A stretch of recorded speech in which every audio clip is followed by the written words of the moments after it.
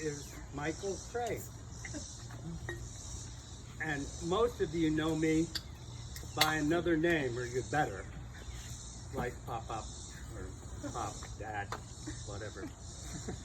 But about 2 long months ago, I was sitting out in front of Aunt Katie's house, and one of you all asked me, would I be the commencement speaker at your graduation in late July? And I said, sure, that'd be really nice. And then I went home that night and I didn't sleep. And I said, why did they ask me to do that? And they said, well, I said, well, it was just kind of nice thing, gesture, etc. Yeah, but when you have a gesture, you have to stand up in front of people. And so for the next 6 weeks, I have gone through my commencement address every night. Every night it's different. Okay? And I'd get up at more times at 2:30 and 3 in the morning, and I'd go out driving, and I'd come back and write down, and okay, I got it, until the next night. Okay, don't ever ask me again. Okay, I love it, but I don't ask it. Now, what we're going to do here, first, I want to welcome all the parents and all my grandchildren who are not graduating, and all the faculty representatives that are representing the presidents of 3 universities and 1 high school. Welcome to the graduation ceremony. And to the class of 2020, I welcome you. What are we going to do here? I really don't know. Because when we got up this morning, it all changed again. Okay, so you're going to get a little bit of introduction, and it might sound like preaching, which it is, but then I'm going to end up being 80 years old, 88, giving you some guidance that I have found important in my life. And if I can just get one thing in your head, I don't care which one, I'm going to give you several. One thing in your head that holds, that when somebody asks you, well, who was your graduation commencement speaker? Well, I think it's a sure thing you'll remember it's your grandfather. Okay. But what he said will not be a sure thing until I can get one thing through to you.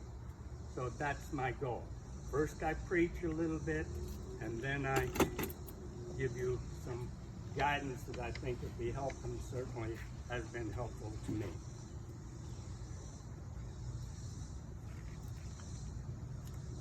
Went through a lot of commencement speakers, reading them and listening to them, trying to find out what's important. What do they say in the college?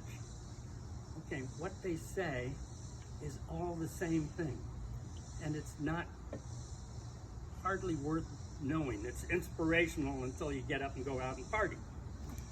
Okay, but they all seem to say you can do whatever you want to do. You can't. I'm sorry. You can't, and we're going to talk about that. You can't. The best commencement address I heard, and Charlie would do this, for Admiral McCarran, who gave a talk to University of Texas in Austin, Texas. And he was a SEAL.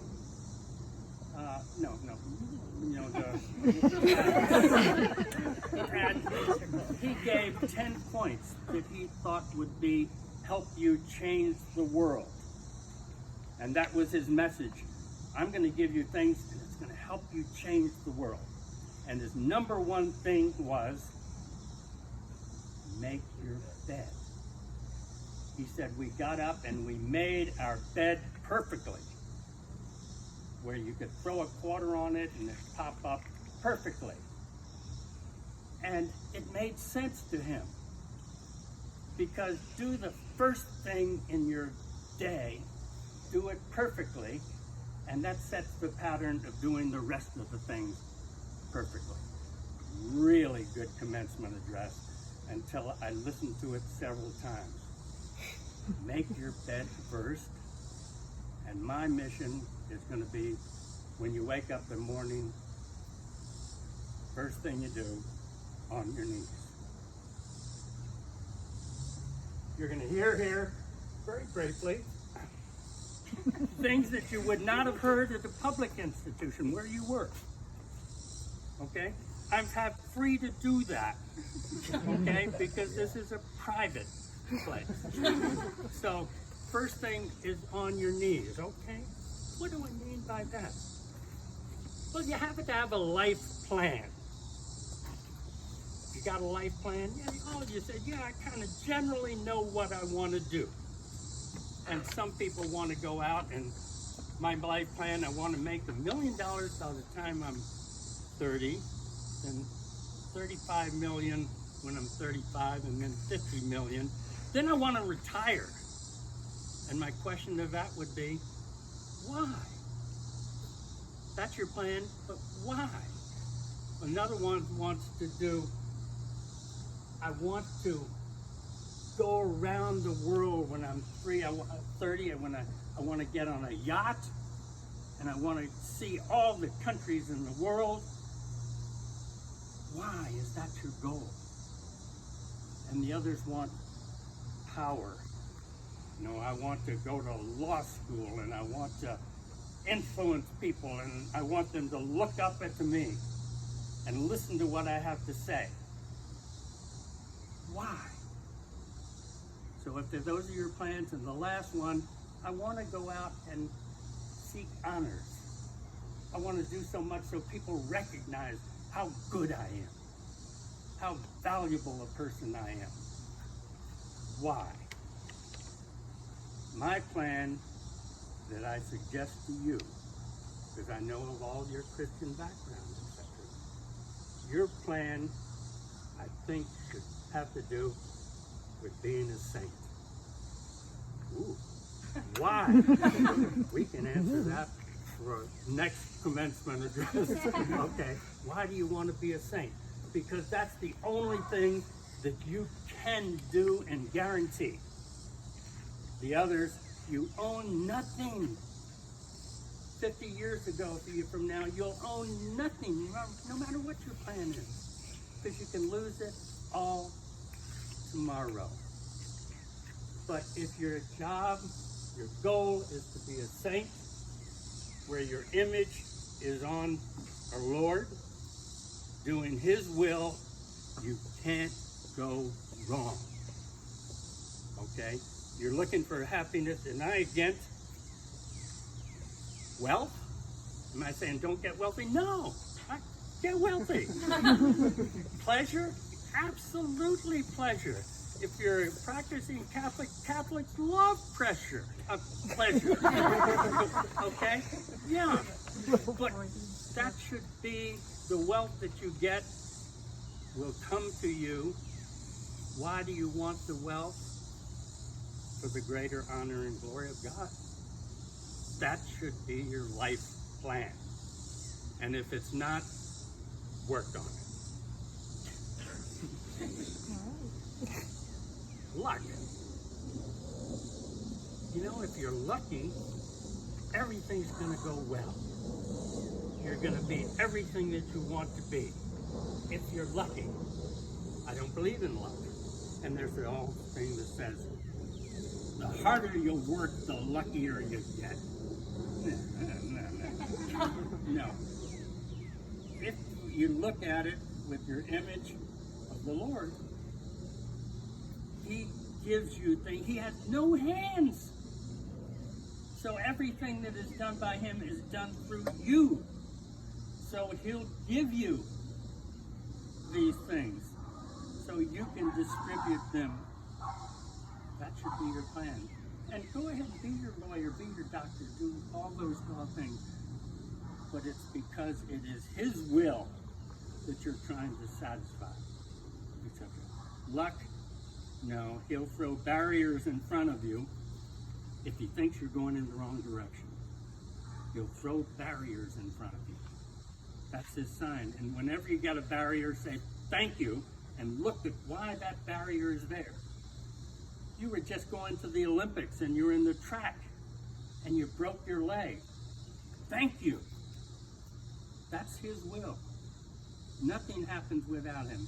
Find out why he broke your leg. You won't get the answer right away, but you will get the answer as you get older. Okay, it comes through. No luck, no luck. Attitude. I say you own nothing. You only own one thing, your attitude. They can take anything away from you, including your reputation. I don't care how good you are, how kind you are. You can lose your reputation. If you want to go to the Bible, go to Job. Good man. Good man. He was despised. He was, well, the Lord did him a dirty trick, but the Job attitude, though, if you have always the positive attitude with your sight clearly on the Lord, you aren't going to have any problem. Anger. These are rules on anger. There's no reason for anger. If somebody affronts you or says bad things about you or whatever the case may be, it's an affront. There's a message that you get. Why are they saying that? Ask questions. Why? What do you want me to learn from this? This person that's savagely attacking me verbally, etc. Don't get angry at the person that cuts you off on the street. He's got problems. Say a prayer for him. Okay? What are you saying? Never get angry? No. I said, I think you should get angry when someone else is being unfairly treated. Get angry and go to their defense. That's what we're called on to do. Prayers? Prayers. God knows everything that we want, but he likes to hear us. I'm convinced. He likes to hear us constantly asking for his help to do these things. It pays honor and glory to him. So prayers, and if we could point out some prayers to you, the Lord's Prayer, when you're on that knees on the first thing in the morning, that's Lord's Prayer. Thy will be done. And the other, I love the prayer of St. Francis. Make me, okay, St. Francis. And okay. Make friends. Don't ever gossip, but make friends. Well, friends are easy for some of you, all of you, but some others aren't that fortunate. But don't make friends that are easy and agree with you and kind to you. They're your friends' spot. Make friends with people you don't like. Okay, if you can make one of those friends a year, or if it takes 5 years, wear them down. I'm convinced you be kind to people. They cannot dislike you, and you become friends. So don't take the easy road. Cut my fingernails. I can't.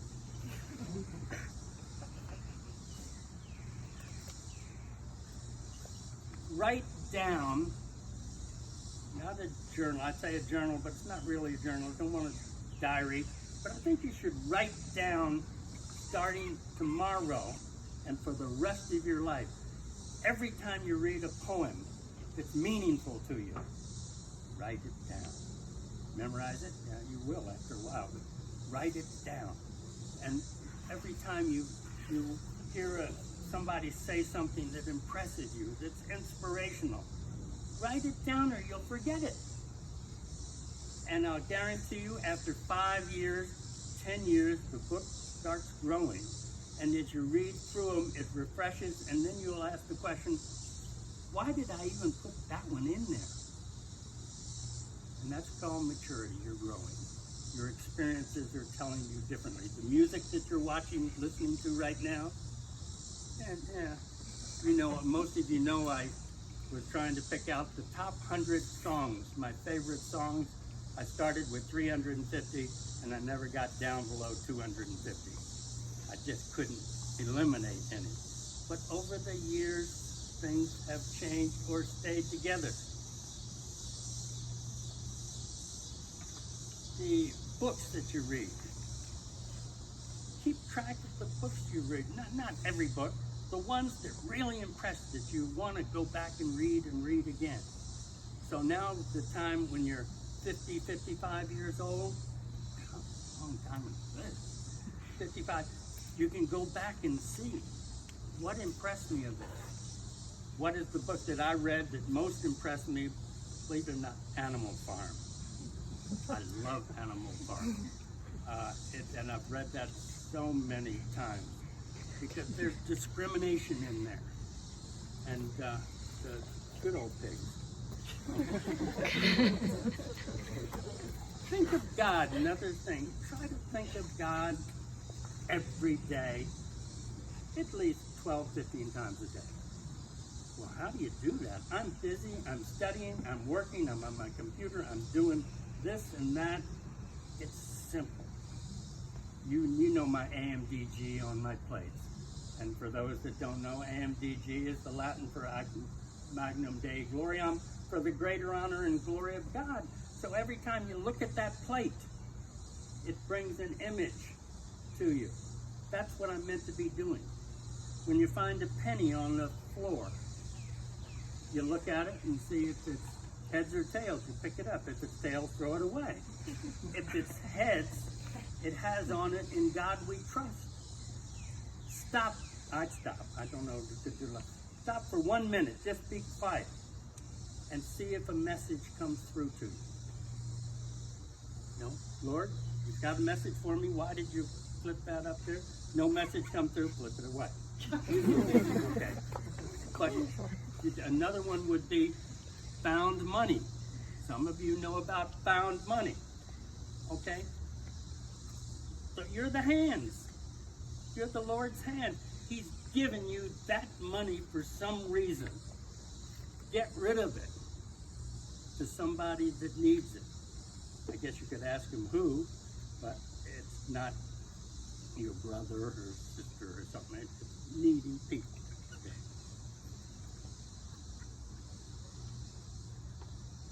My other thing is think. Constantly be thinking and assume nothing. Assume nothing. Challenge everything. Challenge your old, we call them the old wives' tale. What your mother said. Start challenging what your mother said on recipes. Don't use this or don't use that, or change your oil in your car every 3,000 miles. You know, challenge everything except God's love. God loves you. We go on. Oh. Cry and hug. I was raised in a family that didn't show emotion. Okay? And my father was a saint. I'm not just saying that. My father was a saint, as is my older brother was a saint. He did everything in God's honor. But they did not tell me to show my emotion. Today, as you get older, the tears are a lot closer. And I still try to hide it. There's no reason.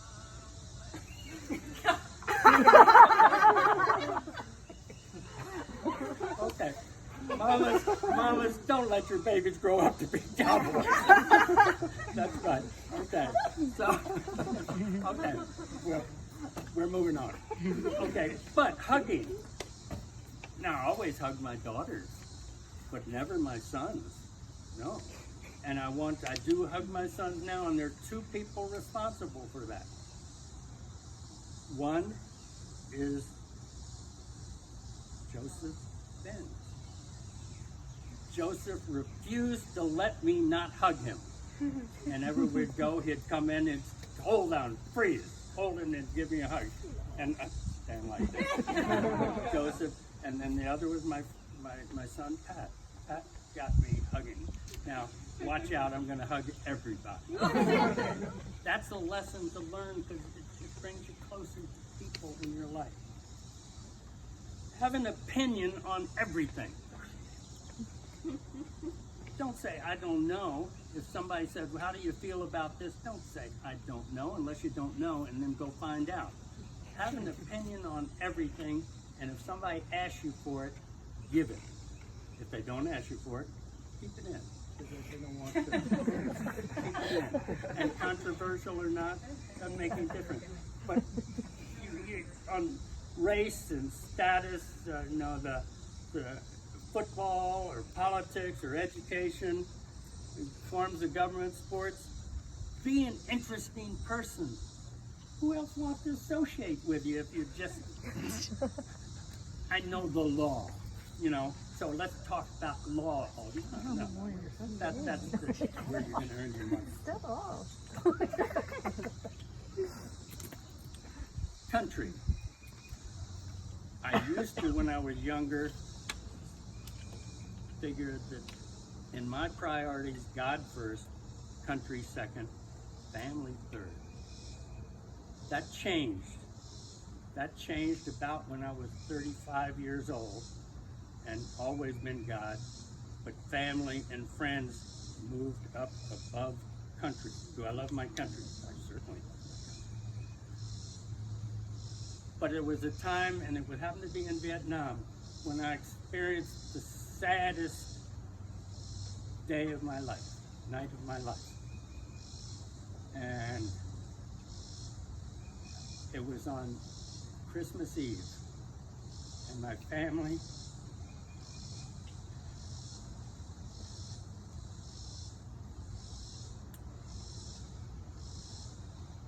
when you're sad, you say, as God, Christ said on the cross, Lama, Lama, Sabachthani, Eli, Eli.